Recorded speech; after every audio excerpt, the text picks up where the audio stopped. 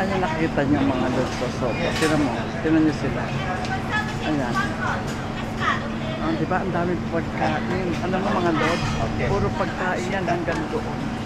Hanggang doon nakikita niyo. Isang floor na puro pagkain. Ayan. Pero maaga kami. Pagkabubukas pa lang, pero marami na rin tao. Kasi talaga ito pinupuntahan ng mga tao para sa kainan. So, namimili silang pagkain. Kailangan dito kami sa table.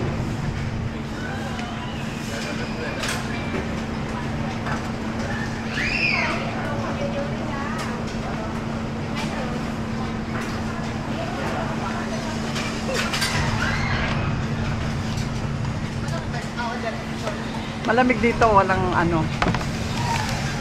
Ayan, ito in-order na namin ang aming inumin, 3 buko. So yung iba, hindi ko alam kung anong shake ang gusto nila. Pero sa akin, okay na to. Buko. Ang buko nila dito puro sabaw. Kasi halos sabaw lang talaga ang gusto nila. Dahil napakatamis. Sobrang matamis mga lods. At talaga naman kahit sino. Walang ganito sa Pinas.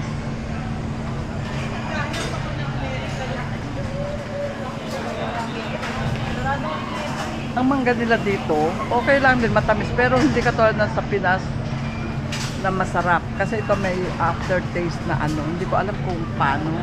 Parang mango, parang alam mo yung apple mango sa atin, yung may lasap-lasang gamot, parang gano'n.